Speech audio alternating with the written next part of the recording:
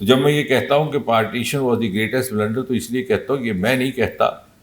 ये सन 1947 में भी यदि सर्वे किया जाता, जो बाद में सर्वे और रेफरेंडम की बात करते हैं, कभी कोई सर्वे ऐसा नहीं हुआ जिसमें ये जानने की कोशिश की गई कि क्या बंटवारा होना चाहिए कि नहीं। विकिपीडिया में पाक ऑक्युपाइड जम्मू कश्मीर का नाम आजाद कश्मीर रखा है।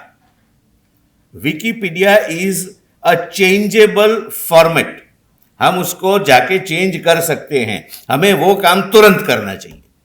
It is not Azad Kashmir, it is पाक ऑक्युपाइड जम्मू एंड कश्मीर। और भारत की संसद ने रेजोल्यूशन पास किया है कि हम उसको लेके रहेंगे। तो मुझे आशा ही नहीं वरन पूर्ण विश्वास है कि बहुत जल्द वो दिन आएगा जब आप लोग शायद ये सेलिब्रेशन मीरपुर या मुजफ्फराबाद में कर रहे हो, या और बेहतर गिलगित या बाल्टिस्तान में कर रहे हो।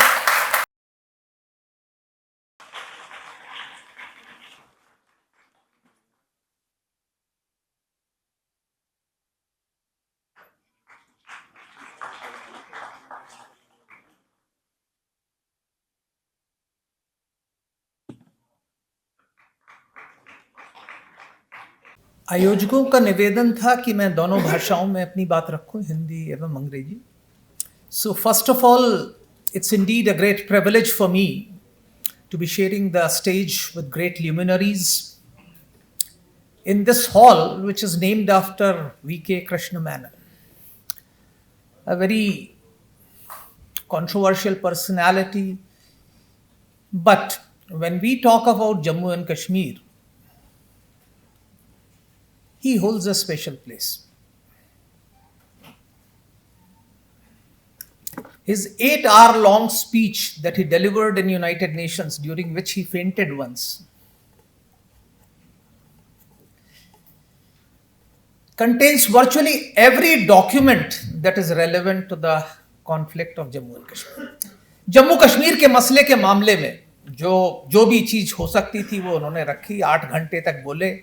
और हमने जम्मू कश्मीर अध्ययन केंद्र के अंदर उस पूरी स्पीच का ट्रांसक्रिप्शन लेके उसको मटेरियल को प्रोवाइड किया, और उसमें से कई ऐसे महत्वपूर्ण बिंदु थे जो आगे चलकर जो कोर्ट में केस आए और उसमें काफी प्रयोग में लाए गए। 22 फरवरी 1994 को भारत की संसद ने एक मत से यह प्रस्ताव पास किया कि पाकिस्तान अधिकृत जम्मू कश्मीर हमारा है और पाकिस्तान को इस क्षेत्र को खाली कर देना चाहिए। और साथ ही साथ यह भी कहा कि हमारे अंदरूनी मामलों में कोई भी हस्तक्षेप हम इस पर बर्दाश्त। तो इसका मतलब यह है कि जो पाक अधिकृत जम्मू कश्मीर है, जो कि हमारा अंदरूनी मामला है, उसमें भी शायद हम कोई हस्तक्षेप टॉलरेट नहीं करेंगे। इट्स वेरी इंपॉर्टेंट बिकॉज अभी महेंद्र जी ने डॉक्टर राम माधव का नाम लिया। मेरी एक किताब आई थी ऑक्यूपाइड टेरिटरीज ऑफ भारत, जब उसका अवलोकन हो रहा था तो उन्होंने एक बात बड़ी जो मुझे बहुत उचित लगी और मैं उसको हमेशा रिपीट करता। उन्होंने कहा, country does not lose its territory just because somebody else has occupied it. A country loses it's territory only when it goes out of the mental space. तो जब तक आपके मानस पटल में वो धरती, वो क्षेत्र हैं, तो वो जगह आप खो नहीं सकते। Jews were outside Jerusalem for thousands of years, but they would meet every year and talk next year in Jerusalem. आप में से दुर्भाग्य से, यहां तो बहुत सारे लोग हैं, भिंबर से, कोटली से, मीरपुर से, मुजफ्फराबाद से, बड़ा अच्छा लगता है कि लोग हैं, अपनी इतिहास, अपनी पुरातत्व, पुरानी जो जड़ें हैं उनको याद करते हैं। पर शेष भारत में आज अधिकांश लोग इन क्षेत्र से अवगत नहीं है। उनको यह भी नहीं पता कि गिलगिट कहां है, बल्तिस्तान कहां है। कई बार आप लोग सुनेंगे गिलगिट बलूचिस्तान बोलते हैं। तो जब तक हम उन क्षेत्रों से अपने आप को अवगत नहीं कराएंगे तो हम कैसे कह सकते हैं वो हमारी धरती है। तो आवश्यकता है कि सिर्फ पीओजेके से डिस्प्लेस्ड जो लोग हैं वही इन क्षेत्रों को याद ना करें, बल्कि सबको उनके बारे में ज्ञात होना चाहिए। भले ही संकल्प दिवस में या 22 फरवरी 1994 में भारत की संसद ने जो रेजोल्यूशन पास किया वो सिर्फ पाकिस्तान के खिलाफ था। पर हम ये नहीं भूल सकते कि हमारे जम्मू कश्मीर की करीब 37,000 वर्ग किलोमीटर की धरती, आज से भी ज्यादा धरती, चीन के गैर कानूनी आधिपत्य में है। सवाल यह उठता है कि क्यों चीन का नाम क्यों नहीं लिया गया, पाकिस्तान का नाम क्यों लिया गया? तो हमें समझना चाहिए कि दोनों में there is a fundamental difference in our dispute with China and in our dispute with Pakistan. Our dispute with Pakistan is a territorial dispute. Pakistan ये कहता है पूरा जम्मू कश्मीर उनका है और यह हमारा हक है, हमारा कानूनी संवैधानिक कानूनियन पोजीशन है कि पूरा जम्मू कश्मीर हमारा है। चीन के साथ जो विवाद है वो बाउंड्री का विवाद है। चीन ये नहीं कहता कि जम्मू कश्मीर आपका है, चीन ये कहता है कि सीमा यहां से जाती है और हम कहते हैं सीमा यहां से जाती है। दूसरा जो महत्वपूर्ण मुद्दा चीन में और पाकिस्तान के संदर्भ में भिन्न है वो ये है कि जहां जो क्षेत्र पाकिस्तान ने कब्जा कर लिया, जिसमें उससे आए हुए आप हजारों लाखों लोग यहां पे मौजूद हैं, जो चीन ने जिस क्षेत्र पे कब्जा किया वो कोई रहता नहीं था वहां पे, कोई it was an uninhabited territory which China has captured. So that's another significant difference why this was not brought out. इसके अलावा भी कुछ और मुद्दे हैं पर समय का अभाव है और मुझे कहा गया कि ये कानूनविदों की बहुतायत है यहां पे, तो कानून के मुद्दे बात करने चाहिए सिर्फ। कई बार लोग जो विशेषकर जो कानूनविद हैं वो कहते हैं कि हमारा शायद कानूनन पक्ष कमजोर है। ऐसा नहीं है। पहली चीज, जब भारत का बंटवारा हुआ and when princely states were given a right to accede, they were given only two options, India और Pakistan. Incidentally, at that point of time, Indian National Congress had suggested that people's aspirations should be taken into account. But Mr. Muhammad Ali Jinnah and Muslim League clearly rejected it. They said that should be the sole prerogative of the ruler. And if you take into account people's aspiration, that would be an interference in the internal affairs of that princely state. तो जम्मू कश्मीर के भारत में विलय का जो एकमात्र अधिकार था वो महाराजा हरि सिंह को था और किसी अन्य व्यक्ति को नहीं था। और महाराजा हरि सिंह ने एक्सेशन का इंस्ट्रूमेंट साइन किया, इसके बाद कोई शक नहीं है। कई लोग यूनाइटेड नेशंस सिक्योरिटी काउंसिल के रेजोल्यूशंस की बात करते हैं और यूएन सिक्योरिटी काउंसिल ने कई रेजोल्यूशन पास किए। 17 जनवरी को एक पास किया, 20 जनवरी को पास किया, 21 अप्रैल 1948 को पास किया। जो महत्वपूर्ण रेजोल्यूशन 21 अप्रैल 1948 का है, 17 जनवरी का है, तो लोगों को लगता है कि उसमें जनमत संग्रह की बात की गई है।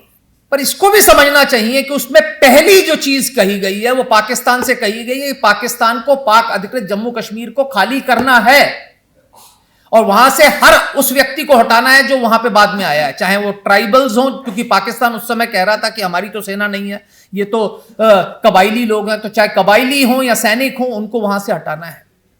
और उसके बाद भारत को अपनी सेना कम करनी है। भारत को कभी भी यह नहीं कहा गया कि उसको पूरी तरह से उस जगह को सेना से खाली। तो यह हम समझ सकते हैं कि उसमें भी हमारी कोई गलती नहीं है। 75 साल तक पाकिस्तान ने उस रेजोल्यूशन का इंप्लीमेंटेशन नहीं किया और उसके बाद जो हमें करना था वो हमने कर दिया। तो कानूनी दृष्टि से या संवैधानिक दृष्टि से मेरे विचार से हम किसी भी तरीके से कमजोर नहीं है। अब इसके बाद मैंने जैसा कहा कि सिर्फ चाहने से तो पाकिस्तान देने वाला नहीं है, हमें उसके लिए कोशिश करनी है। हमें, और भारत की संसद ने रेजोल्यूशन पास किया है कि हम उसको लेके रहेंगे। तो मुझे आशा ही नहीं वरन पूर्ण विश्वास है कि बहुत जल्द वो दिन आएगा जब आप लोग शायद ये सेलिब्रेशन मीरपुर या मुजफ्फराबाद में कर रहे हो या और बेहतर गिलगित या करदू में कर रहे हो। पर जैसे मैंने कहा कि सबसे महत्वपूर्ण बात यह है कि जिस क्षेत्र को हम कहते हैं उस क्षेत्र के बारे में हम जाने तो सही। आज जम्मू कश्मीर अध्ययन केंद्र के प्रयासों से देश के अंदर लोग काफी कुछ जागृति बढ़ी है। लोग गिलगित की बात करते हैं, स्कर्दू की बात करते हैं और मीरपुर और मुजफ्फराबाद के तो लोग इतने एक्टिव हैं कि उन्होंने इस क्षेत्र को वापस आप सबके मानस पटल पर लाकर खड़ा कर दिया। लेकिन उन क्षेत्रों क्या क्या जो चीन के आधिपत्य में है, क्या आप में से किसी को मालूम है उनके बारे में? अधिकतर लोगों से बात करो तो लोग बोलते हैं अक्साई चिन है चीन के पास। पर जम्मू कश्मीर के करीब 3 ऐसे क्षेत्र हैं जो जम्मू कश्मीर राज्य की रियासत का हिस्सा थे, जो आज चीन के आधिपत्य में। अक्साई चिन उनमें से सिर्फ एक है। अक्साई चिन के अलावा एक ट्रांस काराकोरम क्षेत्र है, जो काराकोरम पर्वत के उत्तर की ओर क्षेत्र था, जिसमें शक्सगाम घाटी, रश्कम घाटी, तकदुम्बश पामीर थे, जो महाराजा की रियासत का अंग थे, या महाराजा के जो वासल थे मीर ऑफ हुंजा, उनकी रियासत का हिस्सा थे। इसके अलावा महाराजा कश्मीर का एक गांव तिब्बत के अंदर था, मिंसर करके गांव कैलाश और मानसरोवर के पास था, जहां से रेवेन्यूज जो जनरेट होते थे, they were used to maintain the pilgrimage to Kailash Mansarovar. As late as 1950, a special officer of Jammu and Kashmir administration has gone to Minsar and submitted a report to New Delhi. The revenue records are available till 1950, what revenue has been collected. We have forgotten about it. Of course, negotiations were there, Nehru's instructions were there, certain instructions were passed. But we have never ever relinquished our claims over these territories. So this is what is very important. I thought before I come to Pakistan occupied Jammu Kashmir, it is essential that I briefly apprise you of the territories which are under Chinese occupation. चूंकि Aksai चिन की सब लोग बात करते हैं, तो Aksai चिन आज अधिकांश हिस्सा चीन के जिनजियांग उइगुर ऑटोनोमस रीजन का हिस्सा है, मतलब उसके कब्जे में है, इलीगल, अवैध, जो भी कहना चाहें, उसके कब्जे में है। लोग सोचते हैं शायद तिब्बत का हिस्सा, ऐसा नहीं है। चीन ने अधिकांश हिस्सा जो अक्साई चिन का है वो जिनजियांग के अंदर में रखा है, ना कि तिब्बत ऑटोनोमस रीजन के अंदर। और ये दुर्गम इलाका है, इसमें कोई शक की बात नहीं है। और यहां पे जो मिनिमम हाइट है वो 4300 मीटर है, 4300 मीटर कम से कम ऊंचाई है, और उससे जाकर 7000 मीटर ऊंची तक जाती है, और बारिश ना के बराबर होती है। एक बहुत ही दुर्गम इलाका है, सोडा वाटर लेक्स हैं, सॉल्ट वाटर लेक्स हैं, सॉइल एल्कलाइन है, जिसके कारण कोई वेजिटेशन नहीं होता। और इसके कारण जो है, यहां पे पुराने जमाने में हमने सेना को नहीं रखा, और इसका खामियाजा आज हम भुगत रहे हैं। यह दुर्भाग्य की बात है कि भारत सरकार को यह पता जब चला, जब चीन ने वहां से एक सड़क बना दी, उसके बाद हमें यह पता चला कि उस क्षेत्र पर चीन कब्जा कर रहा है। कुछ नदियां यहां से निकलती हैं जो बहुत महत्वपूर्ण है। इसके बारे में क्या करना है, भारत सरकार इस पर निर्णय लेगी। पर इसके अलावा मैंने कहा, काराकोरम पर्वत के उत्तर की ओर अन्य क्षेत्र है, शक्सगाम घाटी, वो क्षेत्र जिसे पाकिस्तान ने 1963 के एग्रीमेंट के अंतर्गत चीन को दे दिया। इसके अलावा और भी ऐसे इलाके थे जो आज हमारे मानचित्र में नहीं दिखाए जाते, पर महाराजा जम्मू कश्मीर की रियासत का अंग थे। जैसे शक्सगाम घाटी के उत्तर में रस्कम घाटी है, जो मीर ऑफ हुंजा को उसको वहां पे राइट्स मिले हुए थे।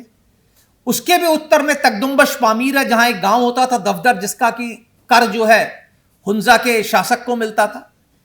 1937 तक के रिकॉर्ड्स हैं हमारे पास कि वहां पे रेवेन्यूज आते थे मीर ऑफ हुंजा के पास, और मीर ऑफ हुंजा जो था कश्मीर के महाराजा को कर देता था। उसके बाद क्या हुआ उसके बारे में मैं बात नहीं करना चाहता। पर जैसे मैंने कहा, मिंसर जो गांव है, 1950 में एन रिग्जिन गाजिंग कालो, जो जम्मू कश्मीर स्टेट के अधिकारी थे, और उन्होंने 13 सितंबर 1950 को भारत को रिपोर्ट भेजी है। रेवेन्यू 1950 तक कलेक्ट किया गया, पर इसके ऊपर कोई भी बातचीत कभी चीन से नहीं हुई। यह बस मैं सिर्फ आपको उल्लेख कर रहा हूं, जिससे कि हम सबको ज्ञात हो कि यह भी हमारी भूमि थी जो आज विदेशियों के कब्जे में है। जब हम पाकिस्तान के कब्जे वाले जम्मू कश्मीर में आते हैं, तो यहां पाकिस्तान ने एक बड़ा अच्छा खेल खेला हुआ है। उसने इस हिस्से को 2 भागों में विभाजित कर दिया है। एक जिसे आज हम पीओजेके या मीरपुर मुजफ्फराबाद कहते हैं, और दूसरा वो जिसे गिलगित बल्तिस्तान या Pakistan occupied territory of Ladakh कहते हैं। तो जो अवैध कब्जे में जो क्षेत्र है उसमें 85% क्षेत्र जो है गिलगित बल्तिस्तान का है। हालांकि जनसंख्या के रूप में 70% लोग मीरपुर मुजफ्फराबाद में हैं। और इन्होंने दुनिया को बेवकूफ बनाने के लिए मीरपुर मुजफ्फराबाद को ये क्या कहते हैं, आजाद जम्मू कश्मीर। वहां आजादी का सिर्फ स्वांग है और कुछ नहीं है। गिलगित बल्तिस्तान तो वैसे ही उपनिवेश की तरह है, as a colony it has been treated. इस क्षेत्र में इतनी आजादी है मीरपुर मुजफ्फराबाद में कि कई राष्ट्रपति जो हैं इस क्षेत्र के सीधे राष्ट्रपति भवन से जेल के अंदर गए। तो ये तो आजादी का माहौल है।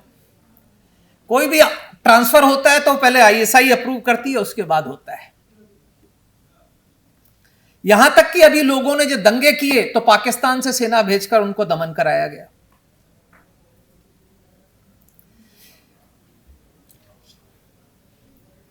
एक और स्वांग जो उन्होंने रखा है वो ये है कि जो स्टेट सब्जेक्ट रूल है, जो हम इतने वर्षों के बाद खत्म कर पाए काफी हद तक, वो इन्होंने 70 के दशक में गिलगित बल्तिस्तान में खत्म कर दिया।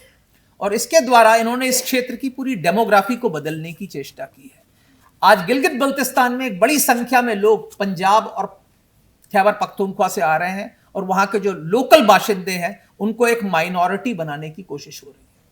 और इसके कारण गिलगित बल्तिस्तान में विशेषकर इसका बहुत भीषण विरोध हो रहा है, क्योंकि गिलगित बल्तिस्तान क्षेत्र की एक बड़ी ही रिच प्री इस्लामिक कल्चर है। वहां के लोग आज भी अगर आप देखें तो हर जगह स्वास्तिक का निशान बना होता है। बल्तिस्तान स्टूडेंट फेडरेशन का झंडा, उसमें स्वास्तिक बना हुआ है। बल्तिस्तान की मस्जिदों में भी स्वास्तिक बना हुआ है। बैलों के गलों में भी जो माला पहनाई जाती है उसमें भी स्वास्तिक बनाया जाता है। तो ये जो प्री इस्लामिक कल्चर है, वहां के लोग जो है ये रैपिड रेडिकलाइजेशन के खिलाफ है और वो इसको अपोज कर रहे हैं। और साथ ही साथ उनको लगता है कि ये जो पर्शियनाइज्ड स्क्रिप्ट आई है, this does not represent their rich language properly. और इसलिए वहां पे आज की तारीख में एक कोशिश की जा रही है कि अपना जो पुरानी स्क्रिप्ट थी, जो तिब्बतन स्क्रिप्ट थी, उसको वापस लाया जाए। और एक बड़ा मूवमेंट चल रहा है कि फारसी लिपि को छोड़कर तिब्बतन लिपि को अपनाया जाए। और स्कर्दू शहर के अंदर आज करीब 50% दुकानों में आपको तिब्बतन लिपि दिखेगी। तो ये वहां की जनता की कोशिश हो रही है। वहां पे लोग जो है पाकिस्तान के खिलाफ समय समय पर प्रोटेस्ट करते रहते हैं। और जब प्रोटेस्ट करते हैं तो उनके खिलाफ सरकार कठोर कदम उठाती है। जैसे कि आपको मालूम है, पिछले साल 31 मई को एक मीरपुर मुजफ्फराबाद क्षेत्र के एक कवि को, एक जर्नलिस्ट को पाकिस्तान की पुलिस उठा के ले गई। और जब उसको ले गई तो उसके घर वालों ने हैबस कॉर्पस पिटीशन फाइल किया इस्लामाबाद हाई कोर्ट में। चूंकि वकील हैं आप लोगों को मैं बताऊं, तो मुनव्वर इकबाल दुग्बल जो एडिशनल अटॉर्नी जनरल है पाकिस्तान के, उन्होंने क्या कहा? उन्होंने कहा Kashmir is a foreign territory with its constitution and its court, and judgement of Pakistani courts in Azad Kashmir appear as judgement of foreign courts. So Pakistan ने यह माना कि उनके कॉन्स्टिट्यूशन में भी यह डिफाइंड नहीं है क्या है। अगर आप आर्टिकल 257 देखें तो उसमें भी यह नहीं लिखा हुआ है। ये जो अहमद फराद करके जो जर्नलिस्ट था, इसको वहां से उन्होंने कैप्चर किया। और इसके बाद इसके बाद एक जर्नलिस्ट ने बड़ा इंटरेस्टिंग रिटॉर्ट दिया। जब इन्होंने ये बोला कि भाई if Pakistani courts interfere Kashmir के मामले में, तो ये तो ऐसा लगेगा फॉरेन इंटरफियर्स है। तो Hamid Mir, who is a very well known journalist, wrote State of Pakistan projecting AJK in a very negative perspective. They kidnapped a poet from Islamabad. They don't have moral courage to admit the kidnapping. And now they showed his arrest in AJK and told IHC that AJK is a foreign territory. Means they have the authority of an occupying force in AJK, but Pakistani courts have no jurisdiction. So this is a very important facet, what they are trying to show, that when it suits them, they try to do this. And then, of course, Justice Mohsin Akhtar Kayani, who was the judge of so-and-so, he says the case for the recovery of the poet will not be disposed of until his appearance in this court. And he adjourned the hearing. So this is what I'm trying to say, that courts have also taken cognizance of this fact, that what is happening in Mirpur Muzaffarabad and this ilaka.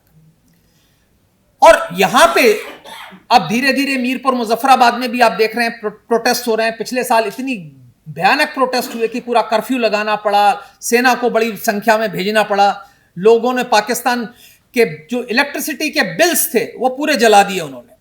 उनका कहना यह था कि हमारे को जो हम बिजली बेच रहे हैं पाकिस्तान को, वो हम ₹2.59 के रेट पे बेच रहे हैं और लोकल लोगों को 20 रुपए पर यूनिट के हिसाब से चार्ज किया जा रहा है।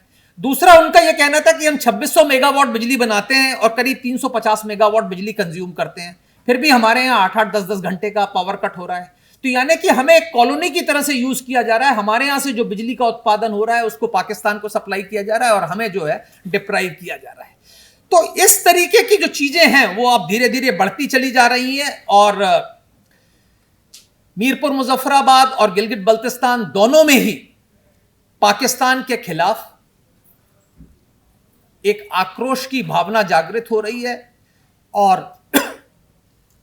यह उम्मीद की जा रही है कि जब भी सही माहौल होगा लोग वहां पे पाकिस्तान के आधिपत्य के खिलाफ आवाज उठाएंगे और उठ खड़े होंगे। जैसा कि हमारी संसद ने कहा है, यह हमारा इंटीग्रल पार्ट है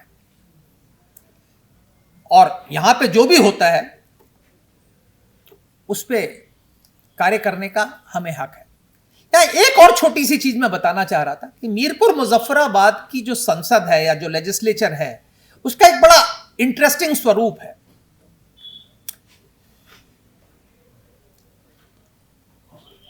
यहां की संसद में 45 डायरेक्टली इलेक्टेड सांसद हैं और 8 इनडायरेक्टली, और इन 45 सांसदों में से 12 ऐसे हैं जो बाहर से चुन के आते हैं।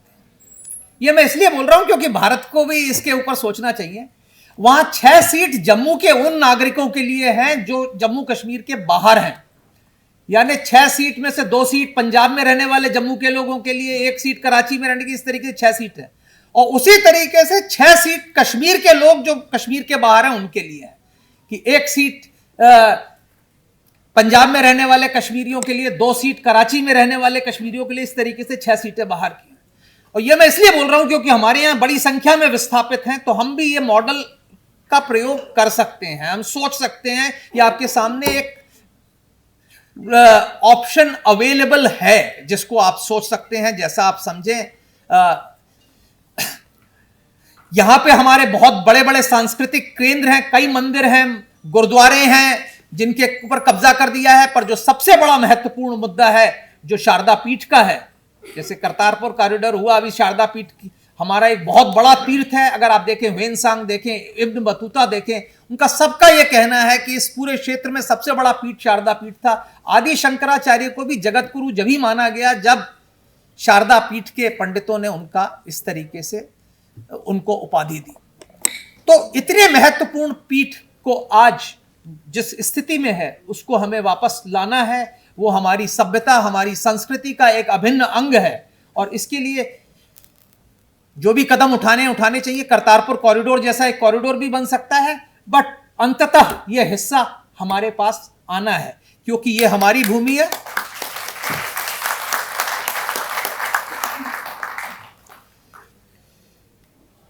और बड़ी संख्या में हमारे भाई बहन जो मीरपुर मुजफ्फराबाद से आए या पीओजे के रेफ्यूजीज जिन्हें हम कहते हैं, और कई बार शेष भारत में लोगों को यह याद नहीं रहता कि एक बार ही नहीं कई बार आए हैं बेचारे। 47 में कई लोग विस्थापित हुए, कुछ 65 में हुए और कुछ 71 के बाद छम्ब से आके फिर यहां पे आए। इनको जो हक मिलने चाहिए, वो गुजारिश है कि आप सब लोग इनके बारे में जानेंगे और भारत सरकार इनको पूरे जो कानूनी हक हैं वो देगी और हम इनकी भूमि को वापस लेने की पूरी चेष्टा करेंगे। अंत में मैं अपनी बात दोबारा कहकर अपना स्थान ग्रहण करूंगा जो मैंने पहले कहा था, a nation loses it's territory not when it is occupied but when it is forgotten. तो आप सबसे गुजारिश है, कृपा करके इन क्षेत्रों को अपने मानस पटल से जाने ना दें, इनको याद रखें, इनके बारे में जानकारी संग्रहित करें और अपने बच्चों को, अपने आने वाली पीढ़ियों को भी इससे आगाह करें। धन्यवाद।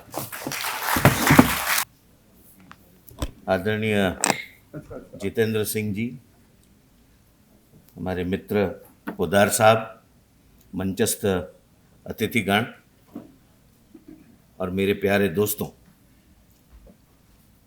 सबसे पहले तो मैं जम्मू कश्मीर स्टडी सर्कल का आभारी हूं कि मुझे इस विषय में इस मंच से आप सबके बीच आने का मौका दिया।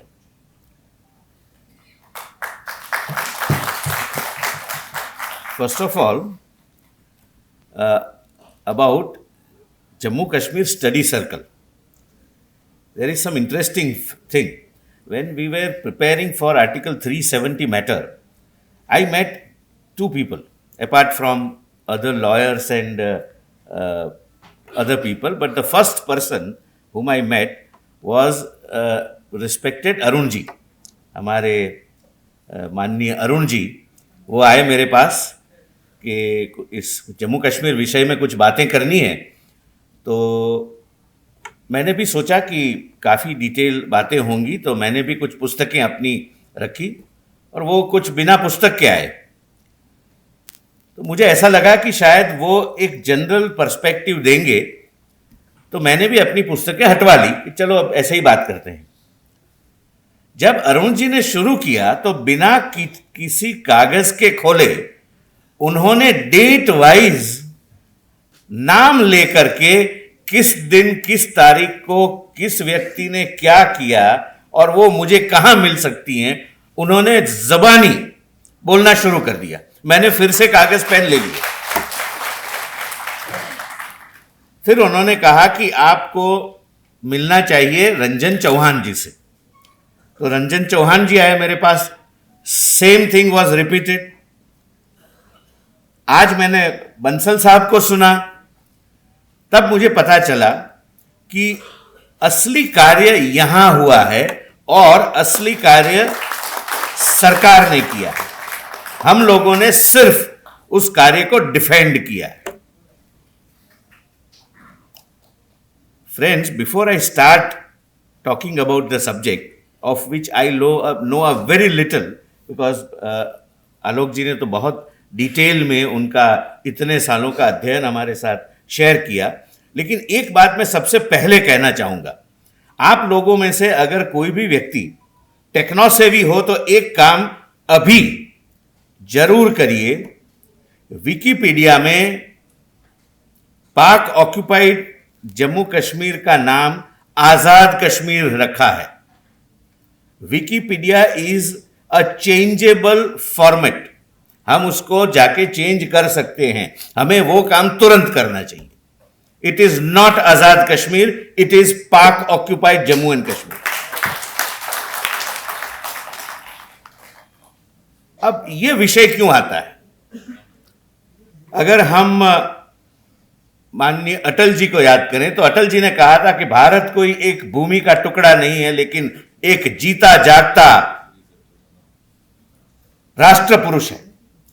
हमारे जीते जागते राष्ट्र पुरुष का एक शारीरिक हिस्सा किसी और के कब्जे में है और जिसका दुख इतने सालों से पूरा देश अपने दिल में संजोए बैठा है। 22 फरवरी 1994 में पहली बार एक सर्वसम्मति से रेजोल्यूशन पास होता है कि ये भूमि का टुकड़ा हमारे राष्ट्र पुरुष का एक अभिन्न अंग है। उसके बाद 5 अगस्त 2019 को हमारे गृह मंत्री जी ने दहाड़ के कहा था कि जम्मू कश्मीर के साथ पाक ऑक्यूपाइड कश्मीर भी भारत देश का हिस्सा है, और वो पहली बार कहा गया। आज तक पार्लियामेंट के फ्लोर से किसी भी राजनेता ने ये दहाड़ हमारे प्रधानमंत्री जी और हमारे गृह मंत्री जी को छोड़ के नहीं लगाई है। बंसल जी की बात से मैं सहमत हूं कि हमारा एक हिस्सा तब छूट नहीं जाता कि जब वो विदेशियों के कब्जे में होता है, वो तब छूट जाता है जब हम उन्हें अपनी स्मृति से भुला देते हैं। हमने 94 से इस स्मृति को कायम रखा है। जब आर्टिकल 370 की बात आती थी तो लोग कहते थे कि ये तो सपना है, ये तो हो ही नहीं सकता, ये राजकीय मंच नहीं है और ना ही मैं राजकीय पक्ष से जुड़ा हुआ व्यक्ति हूं, लेकिन कुछ और चीजों के लिए भी यही कहा जाता था कि ये तो हो ही नहीं सकता। लेकिन ये हुआ। Article 370, which was almost untouchable by any political party, was done and dusted in a day.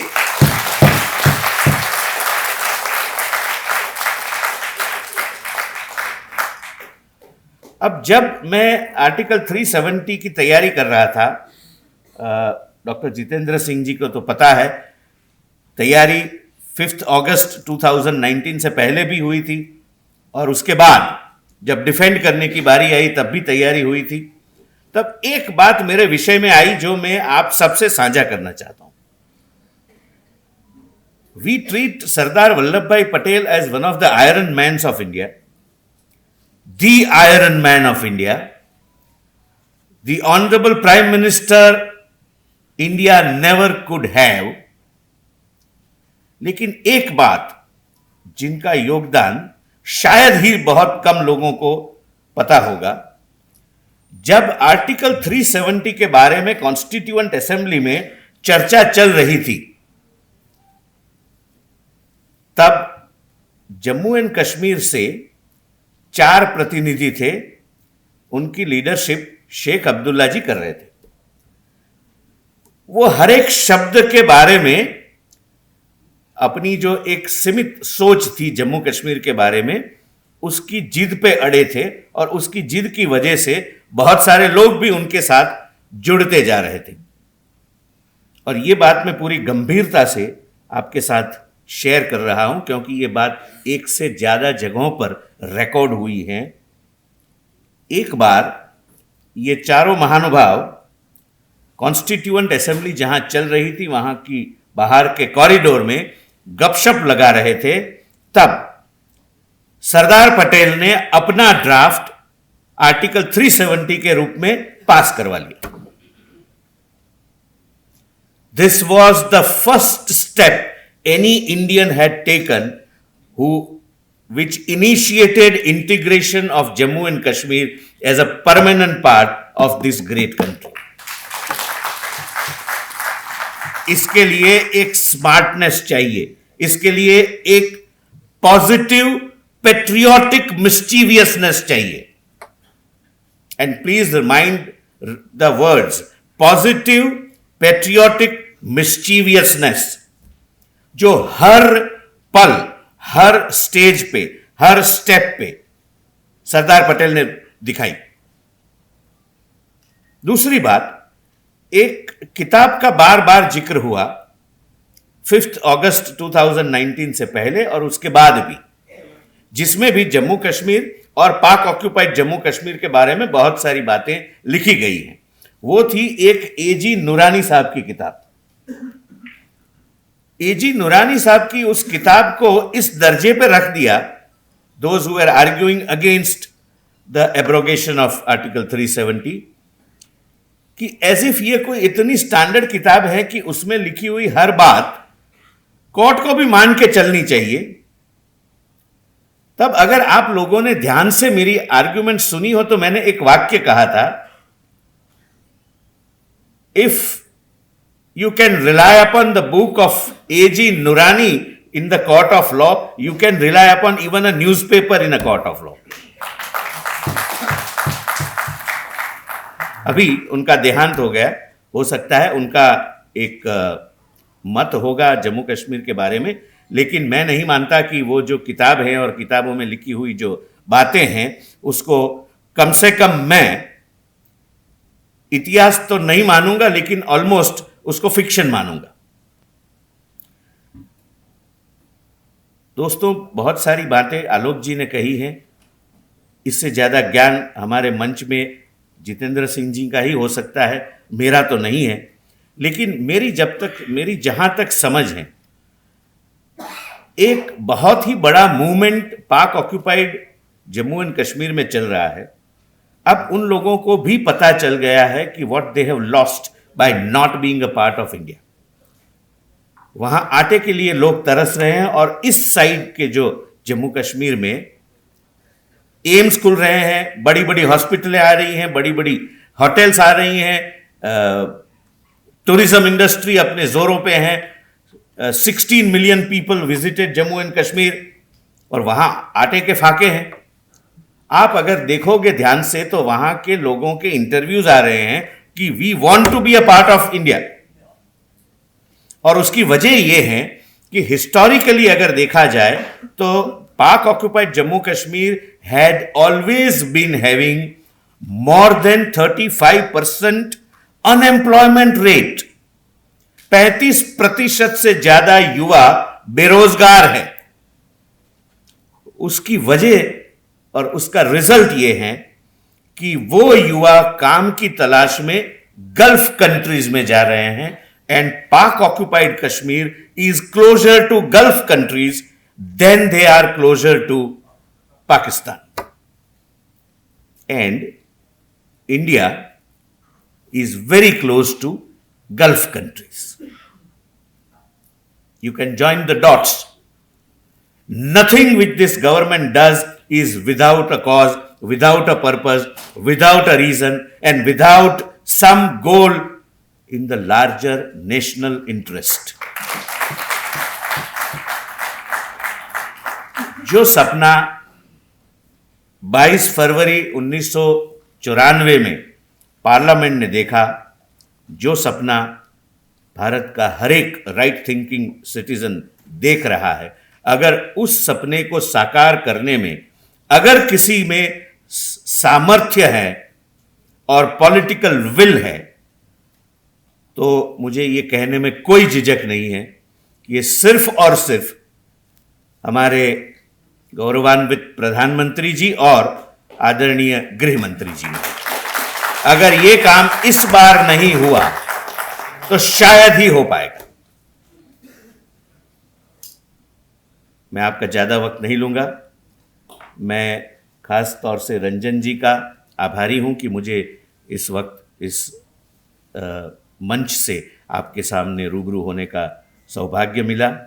जितनी भी बातें मैं कर सकता था उतनी मैंने की। हो सकता है मुझे कहीं और किसी और मंच पे भी इस विषय में बोलना पड़े, इसलिए कुछ चीज़ें मैं नहीं बोल सकता हूं, इसलिए मैंने नहीं की। लेकिन मेरा सौभाग्य है कि खास तौर से जो मुझे सुनने को मिला और हम सब की जो ज्ञान वृद्धि हुई वो रंजन जी की तरफ से एक सौगात है। Thank you so much. हमारे बीच मंच पर आसीन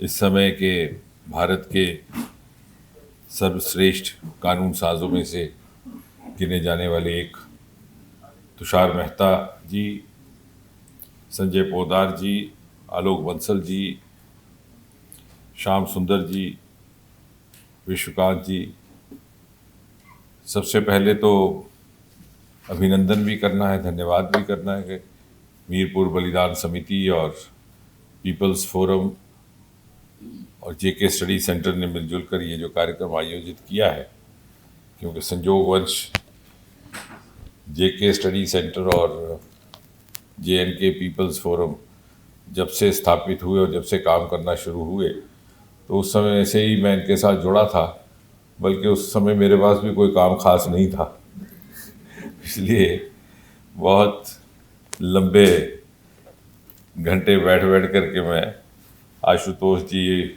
के साथ हम ये सारे डॉक्यूमेंटेशन का काम किया करते थे। मैं आते ही पूछा, मैंने कहा कि आज आशुतोष जी नहीं दिखे। आलोक जी ने आपको बड़े विस्तार में तथ्यों पर आधारित कुछ एक बिंदु रखे। भाई तुषार ने कहा कि उनको इतना ज़्यादा ज्ञान नहीं है, लेकिन ये बात वही कहता है जो ज्ञानी होता है। तो you can take the reverse of this modesty. लेकिन उनकी इस बात से मुझे ये बात समझ आई कि मैं वो बात ना दोहराऊं जो आलोक जी भी कह चुके और वो भी कह चुके। अब संक्षेप में बात करें अगर, तो पीओजेके को अगर आप कहा जाए कि उसका जो परसेप्शन है उसको एक वाक्य में कैसे समअप किया जाए, तो I think it would suffice to say that it's a miscarriage of history, miscarriage of justice and miscarriage of Indian governments foreign policy. ये सारी तीनों चीज़ें, बल्कि it becomes a subject for 3 streams of students. इसमें foreign policy पे भी लिखा जाता है, डेमोक्रेसी पे भी लिखा जा सकता है, संविधान पर भी लिखा जा सकता है, इतिहास पर भी। तो देखिए कितना विशाल विषय है for any serious scholar who wants to do his post doctorate. और जहाँ तक भारतीय उपमहाद्वीप के बंटवारे का संबंध है, मैं हमेशा ये कहता रहा, उस ज़माने में भी जब कहने में थोड़ा सा संकोच रहता था, क्योंकि हम तो अक्सर आंदोलनात्मक स्थितियों में ही रहे, ना सरकार हमारी केंद्र में रहती थी ना प्रदेश में, तो सरकारी अधिकारी भी हमसे दूर रहा करते थे। लेकिन इसी जुनून ने हमको जिंदा रखा। तो उस समय भी हम ये कहने का साहस करते थे कि the greatest blunder of the recent history has been the partition of India.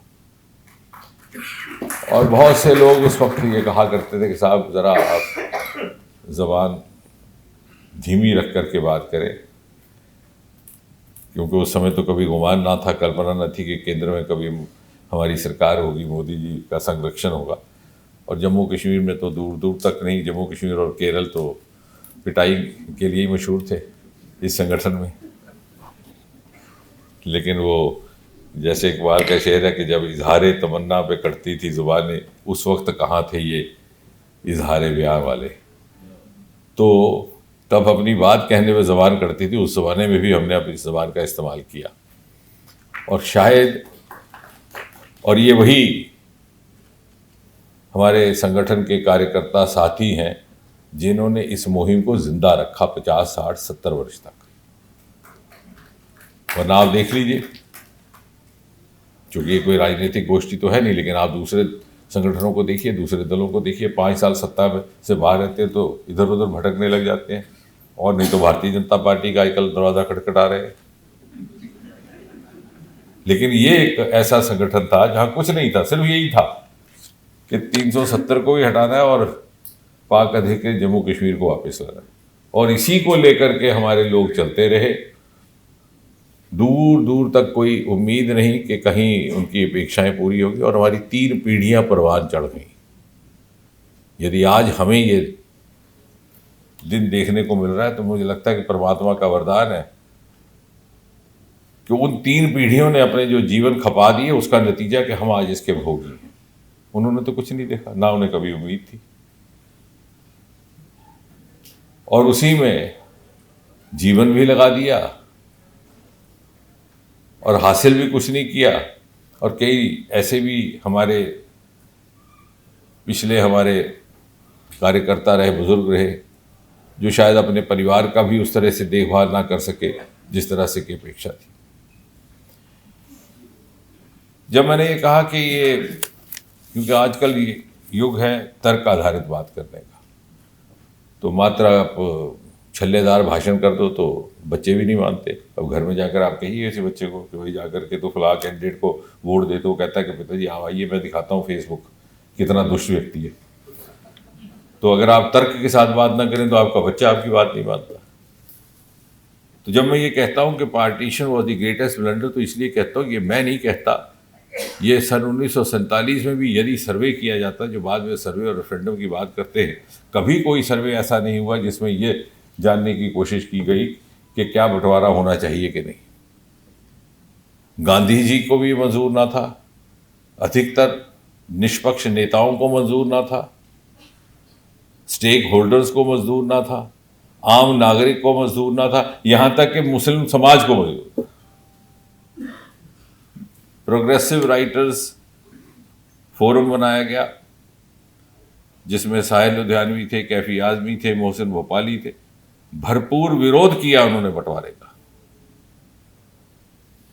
लेकिन एक दो व्यक्तियों की महत्वाकांक्षा के कारण, क्योंकि आपको एक देश में दो प्रधानमंत्री नहीं हो सकते, इसलिए देश को बांट दो, एक तरफ प्रधानमंत्री बन जाए, एक दूसरी तरफ मुखिया बन जाए।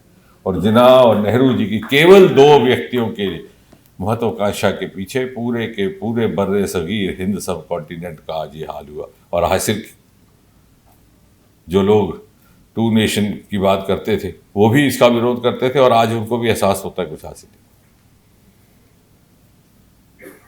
बल्कि इसके बाद और पाकिस्तान बंटवारे के बाद भी कई सालों तक दोनों तरफ के जो साहित्यकार थे, विद्वान थे, बुद्धिजीवी थे, दानिश्वर थे, वो इसका विरोध करते रहे। दोनों तरफ नहीं, एक दोनों तरफ। अब तो पीढ़ियां बदल गई, अगली पीढ़ी इतिहास भूल भी गई, पढ़ने का समय नहीं है, सोशल मीडिया पे ये अपना प्रोफाइल बदलने का समय लगता है। शायर कुछ देर के लिए पाकिस्तान चले गए थे, वहां से निराश होकर के वापस लौटे 2-3 साल के बाद, और इतने हताश थे कि उन्होंने लिखा कि वो लोग गए, वो दौर गया, वो वक्त गया, वो लोग गए इस धरती से जिनका मकसद बंटवारा था, यानी कोसा उनको। और फैज़ उस तरफ बैठे थे, तो उन्होंने वहाँ से कहा कि ये दाग दाग उजाला ये शब गुज़ीदा शहर, वो इंतज़ार था जिसका ये वो शहर नहीं। तो किसके लिए आपने बंटवारा किया? मुझे विश्वास है एक दिन ये भी मूल प्रश्न आएगा। अक्सर इस समय ना मीडिया को इसका समय है, और ये बहस का मुद्दा केवल इस देश में नहीं, उस देश में भी है। आम नागरिक आज भी शायद ना चाहता हो, जैसे आपने पीओजे की बात की। और फिर दो व्यक्तियों की महत्वाकांक्षा और अंग्रेज सरकार का अपना स्वार्थ। सो द एम्बिशन और the vested interest of two individuals allowed itself for complete exploitation in the hands of the British Empire. Lord Mountbatten ने तो ट्राईपार्टाइट पार्टीशन का मशवरा रखा था शुरू। The initial proposal, तुषार भाई, was not India Pakistan, it was India Pakistan and Princesstan।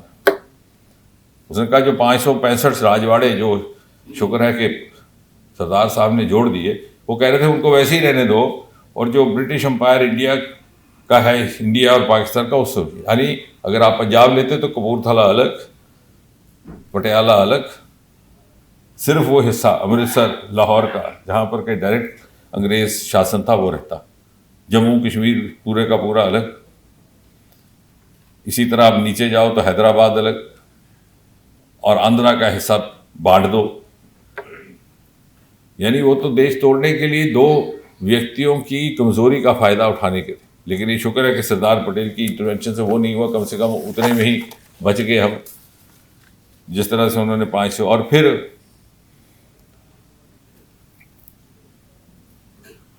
जो partition हुई हमारी, ये बात इसलिए कह रहा हूं कि ये भी अब नई पीढ़ी को समझाना पड़ेगा कि ये जो पीओजे का विषय है, it is not the result of partition, it is an fall out of partition. Jammu Kashmir का बंटवारा रेड क्लिफ ने नहीं किया। रेड क्लिफ, वो अटॉर्नी रेड क्लिफ थे, जो तुषार भाई जिस शोबे से ताल्लुक़ रखते हैं, he was a well known attorney based out of London.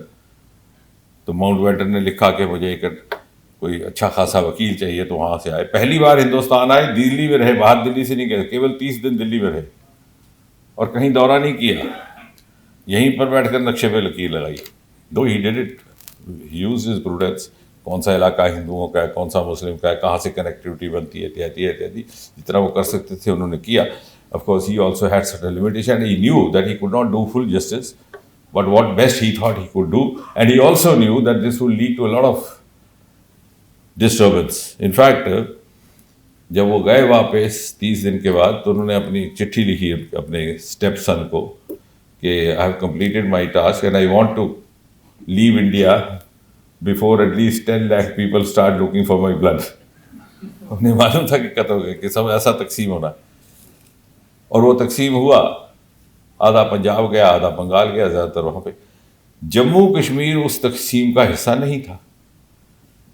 ये तो उस वक्त भी, जैसे आलोक ठीक कह रहे थे कि इंस्ट्रूमेंट ऑफ एक्सेशन आया, राजवाड़ों को और प्रिंसेस को ये स्वतंत्रता दी गई कि वो चुने कि हिंदुस्तान जाना है और पाकिस्तान जाना, और महाराजा हरी सिंह ने उसी दस्तावेज पर दस्तखत किए जैसे बाकियों ने किए।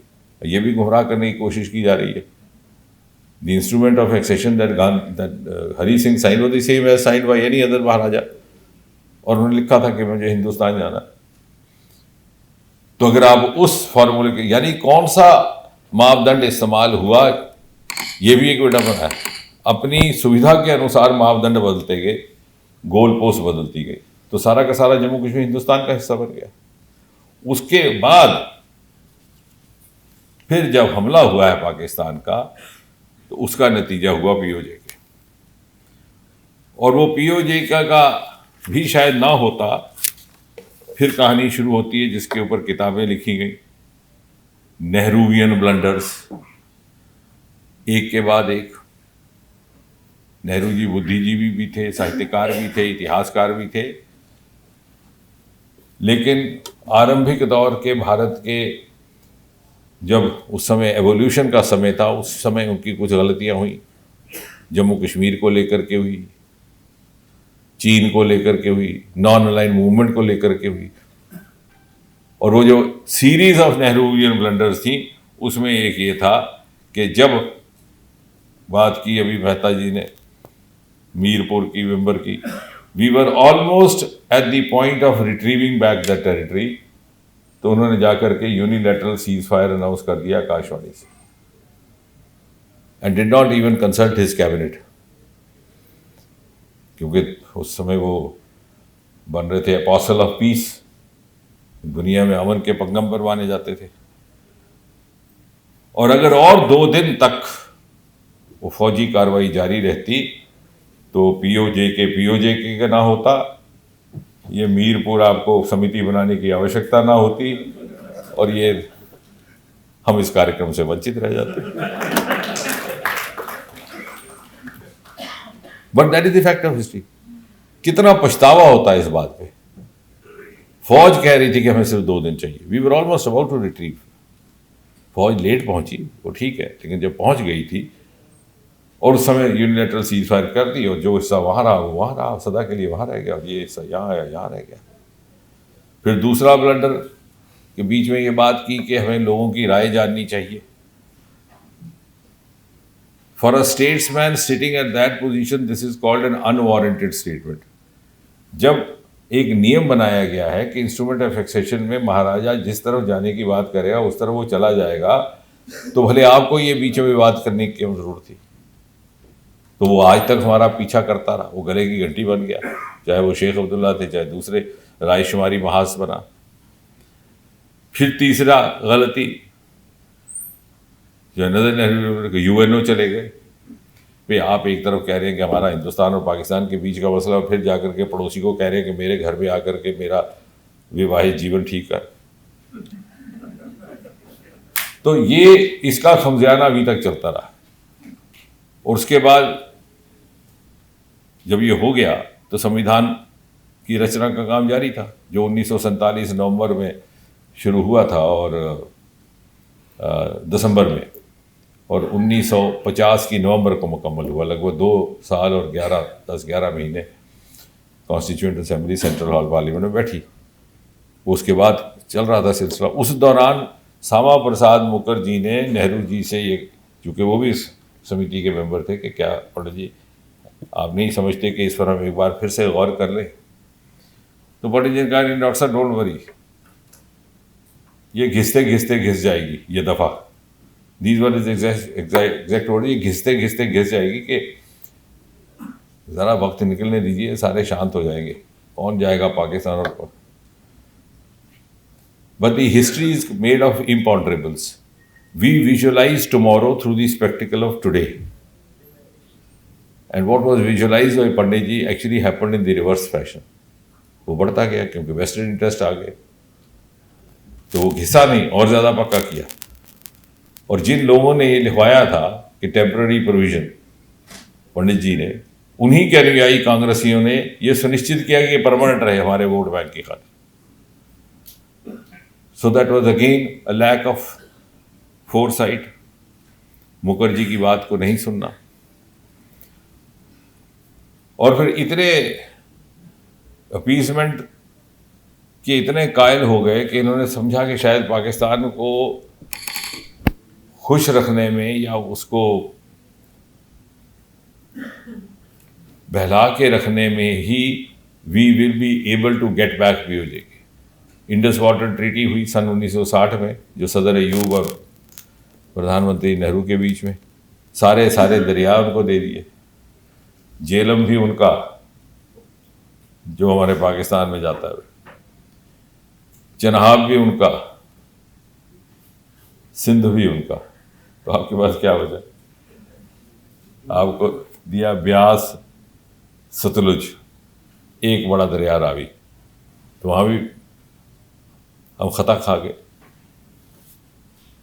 और इसलिए यहां पर बात आती है पटेल की, जो तुषार भाई कह रहे थे कि अगर Sardar Patel had been allowed to handle Kashmir in the same manner as he was handling the other princely states 565 or 65, POJK would not have been POJK, it would have been a part of India like any other state. क्योंकि पंडित जी ने कहा कि नहीं, I know Kashmir better than my home minister, तो उनको उससे बाहर रखा। और उनकी दखल हुआ तो बहुत देर के बाद हुआ, और उसका नतीजा ये हुआ कि फिर एक लंबा आंदोलन शुरू हुआ। और श्यामा प्रसाद मुखर्जी की भी शहादत इसी कारण हुई कि वो चाहते थे कि दोनों कश्मीर हमारे हों, ये दो विधान ना हो, दो संविधान ना हो। और वो भी धोखे से हुई कि जब उन्होंने पुल वो क्रॉस किया, वो आधा हिस्सा उसका पंजाब में था, आधा हिस्सा उसका जम्मू कश्मीर में था, जो कि जम्मू कश्मीर में कॉन्स्टिट्यूशन ऑफ इंडिया लागू नहीं होता था। वो यहाँ बर्राज माधोक और जो दूसरे साथी थे उन्होंने हैबियस कॉर्पस तैयार रखी थी, तो अगर वहाँ करते तो मुश्किल हो जाता। और साउथ कैलकाटा से निर्वाचित एमपी थे मुखर्जी, और उन्होंने खत लिख करके इंटीमेट किया था शेख अब्दुल्ला को कि इस तरह से मेरा दौरा है। और फिर 10-11 मई 1952 की रात उन्होंने अमृतसर गुजारी थी और गुरदासपुर के एसएसपी को फ़ोन किया, क्योंकि अब तो पठानकोट का अलग ज़िला बन गया, तब गुरदासपुर ही था, कि भाई अगर कोई गिरफ्तारी वगैरह का ऐसा मंसूबा है तो हमें बताइए, हम उस तरह से करेंगे, हम सहयोग करेंगे और हम उस तरह से अपनी प्लानिंग करें। तो उन्होंने कहा कि साहब ऐसा कुछ नहीं है, आप तो हमारे ऑनरेबल एमपी हैं, you will have a safe passage, हमें कुछ कहा नहीं गया।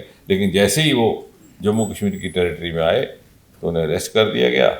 वहाँ से वो रात ढलते श्रीनगर पहुँचाया, 40-42 दिन के बाद उनका देहांत हो गया। यानी ये इसलिए बात ये करनी लाजिम है कि अब जो नई पीढ़ी आई है उनको कभी कभी ये भ्रम होने लगता है कि शायद जम्मू कश्मीर पार्टीशन का हिस्सा था, लेकिन ये सारी these are all self made acts of omission and commission, errors और blunders which actually became a vested interest with the passage of time. और इस तरह से जब पाकिस्तान कभी रिकनसाइल नहीं कर सका कि जम्मू कश्मीर हिंदुस्तान का हिस्सा है, तो पहले कन्वेंशनल वॉर हुई, फिर इन्फिल्ट्रेशन हुई, फिर ज़ियाउल हक ने वो 1000 वुंड थियरी दे दी कि छोटे छोटे जख्म करके ही घायल कर दो। तो ये शुरू हुआ जो 30 साल से हम देख रहे हैं। और 30 साल का ये जो अंतराल चला, और इसमें कश्मीरी पंडित पूरे समुदाय का पलायन हुआ। Just as the partition of the subcontinent witnessed the largest ever exchange of population between two different territories, the exodus of Kashmir witnessed the largest movement of population within the country. वो अलग मुल्क नहीं था, अपने ही मुल्क में इतने सारे लोग, सबके सब पूरा का पूरा समुदाय निकल आया। यानी उस समय के 2-3 सालों की जो गलतियां हुई उसका घटनाक्रम अभी तक हमारा पीछा करता रहा। और 3 पीढ़ियां उनकी भी कुर्बान हो गई। ऐसा नहीं है कि वो लगता होगा कश्मीर घाटी वालों को कि अभी मुझे सन 1990 के दशक में मैंने कश्मीर घाटी में ये कहने का साहस किया था, क्योंकि वहाँ पर भी हमारे परिचित लोग रहते हैं। मैंने कहा एक दिन आएगा आपको महसूस होगा उतना नुकसान कश्मीरी पंडित का नहीं हुआ जितना आपका हो गया। तो Kashmiri Pandit was a sobering influence there. वो शिक्षक भी था, वो अध्यापक भी था, अब आपके बच्चों को उस तरह का वो जो कॉम्पोजिट कल्चर जिसके लिए कश्मीर जाना जाता था, मजमूई तहजीब, उसमें आपके बच्चे परवरिश नहीं पा सकेंगे। And that's what is now being witnessed. यानी हमने वो भी नस्ल खराब हुई और ये भी खराब हुई, और वो इसलिए कि उसमें भी एक वेस्टेड इंटरेस्ट चला गया। मैंने पार्लियामेंट में कहा था तुषार भाई कि ये इसलिए नहीं हो रहा कि हम चाहते ही नहीं कि मिलिटेंसी खत्म हो। उसमें हमारी बिरादरी के भी लोग जुड़े थे, राजनीति से भी। It became a strong vested interest. उसमें पॉलिटिशियन भी था, उसमें न्यू रिच बिजनेसमैन भी था, उसमें कुछ एक फोर्सेस वाले भी कभी कोई आ जाते हैं। एक नई इंडस्ट्री उभर आई, एक नया तबका अमीर बनकर वो आया, नए राजनीतिक दल सामने आ गए। 8-10% मतदान होता था, वो सांसद बन जाते थे। मैंने एक बार संसद में कहा तो बड़े नाराज भी हुए नेशनल काउंसिल। मैंने कहा कि एक नियम लाया जाना चाहिए कि न्यूनतम रेखा निर्धारित की जाए, minimum threshold voter turnout to give recognition to a member of parliament. जहां 20 लाख वोट होता है तो 8% का क्या अर्थ हुआ? The person will never have a representative character, तो आप उस इलेक्शन को रद्द कर दो। और वो चलता रहा 30 बरस तक। और पहली बार जब मोदी जी ने फिजा खोली तो आपने देखा 80% वोट होने लगा। इसका अर्थ ये हुआ कि वहां पर जो आम गली कूचों में चलने वाला इंसान है वो भी चाहता था, वो देख रहा था कि भारत किस तेज गति से इस तरक्की की राह पर चल रहा है। और कश्मीर का युवा भी बड़ा एस्पिरेशनल है, he didn't want to miss the bus. यानी सबको इन्होंने, they held the entire territory to ransom. और फिर द टर्निंग पॉइंट वाज 2014। अगर 2014 ना आता तो मोदी जी ना आते तो यही नैरेटिव चलते रहना था कि साहब 378 को हाथ नहीं लगा सकते, ये तो संविधान से भी ऊपर है, ये पार्लियामेंट से भी ऊपर है। अरे भाई, पार्लियामेंट से ऊपर तो संविधान कह रहा है कि पार्लियामेंट मेरे से ऊपर है। एक नैरेटिव बिल्डअप कर लिया गया बाय द सेम स्टेट। और 4-5 प्रमुख बातें हुई जो इतिहासकार दर्ज करेंगे मोदी जी के कार्यकाल में। एक तो काउंटर टेररिज्म का पैराडाइम नैरेटिव चेंज होना, अब सर्जिकल स्ट्राइक भी होने लगी।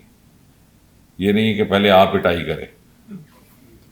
जीरो टॉलरेंस टुवर्ड्स टेररिज्म का सही अमल होने लगा कश्मीर घाटी में। हम पहले भी कहा करते थे कि साहब आपने जॉइंट कमांड तो कर दी, लेकिन जॉइंट कमांड का मुखिया वहाँ का मुख्यमंत्री होता है।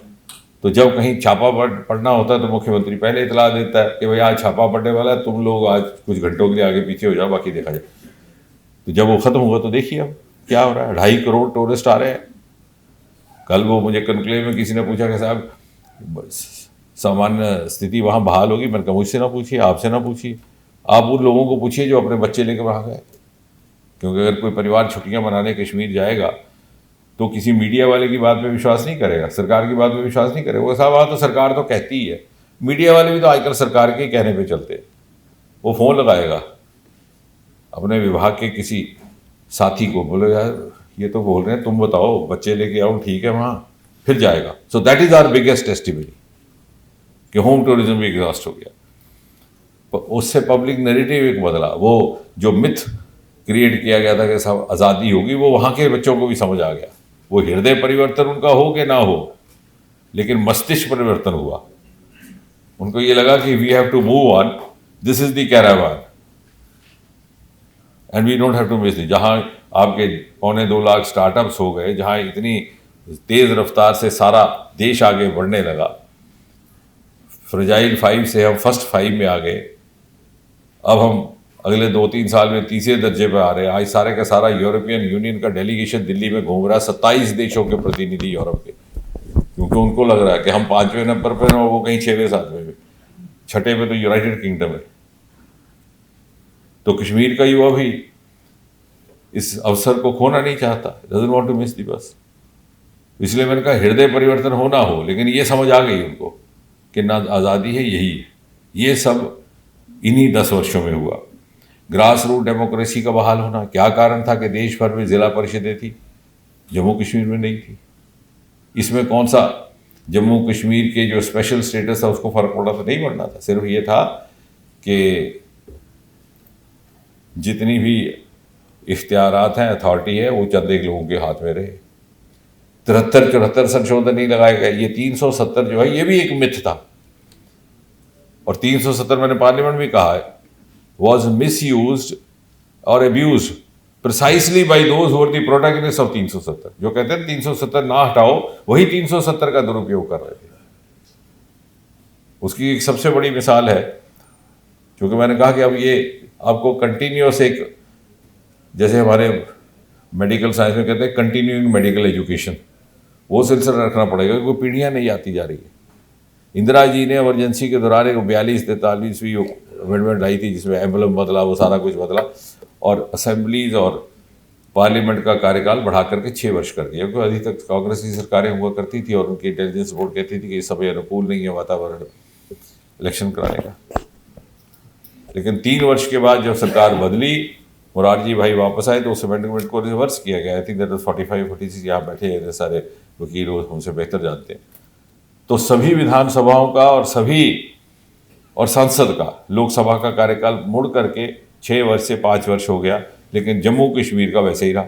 वो कैसे कि जब पहली बार 5 से 6 किया तो तुरंत उसको अपना लिया, क्योंकि 370 give you the prerogative to adopt और not to adopt a central law. तो पहली बार तो अच्छा रहा वो, दूसरी बार जब अडॉप्ट करने की बारी उनका नहीं 370 है। इसी तरह 73 और 74 amendment of the Panchayati act, जिसके तहत जो केंद्र से राशि जाती है सीधी सीधी पंचायत के प्रतिनिधियों को जाती है, उसको आपने नहीं लगाने दिया। भला इससे आपके स्पेशल स्टेटस को क्या फर्क पड़ता है? हुआ ये कि जो उसके यहाँ पैसा जाना था वो मुख्यमंत्री की तिजोरी में जाता था। तो ये सारी विडंबनाएं, ये केवल सिर्फ एक समाज के लिए नहीं, पूरे समाज के लिए एक बहुत बड़ा विडंबना का विषय बना हुआ था। और 370 की अभी बात की तुषार भाई ने भी, Modi had the courage and conviction and he has the capacity to break the taboos of the past। और अगर मोदी जी ना होते तो ये भी ना होना। और असेंबली सीट्स की बात अभी कर रहे थे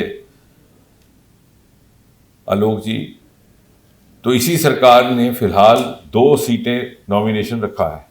at least a beginning has been made. अब कॉन्स्टिट्यूशन में जो 24 रखी गई हैं, उनको लाने की क्या इम्प्लीकेशन रही डेमोग्राफिकली, वो एक अलग विषय है मंथन का, इसलिए शायद उसमें जल्दबाजी करना इतना मुनासिब नहीं समझा गया। और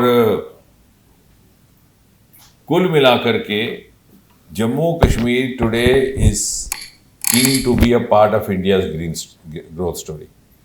और आने वाले वक्त में जब हम कहते हैं कि हम उस विकसित भारत बनेंगे, शिखर पटल बनेंगे, तो वो जो वैल्यू एडिशन होनी है वो भी जम्मू कश्मीर से होगी, क्योंकि उसके रिसोर्सेज को अभी तक पूरी तरह एक्सप्लॉइट नहीं किया। The vast Himalayan resources there.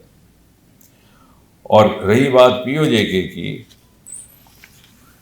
अब ये तो नहीं कह सकता कि कब वो हिंदुस्तान में शामिल होगा, क्योंकि वो कह दिया तो फिर वही खबर बन जाएगी और आपका सेमिनार की खबर नहीं बनेगी। लेकिन हाँ, अगर वो करने की किसी में कैपेसिटी है तो वो मोदी जी में ही है, कि मोदी है तो मुमकिन है।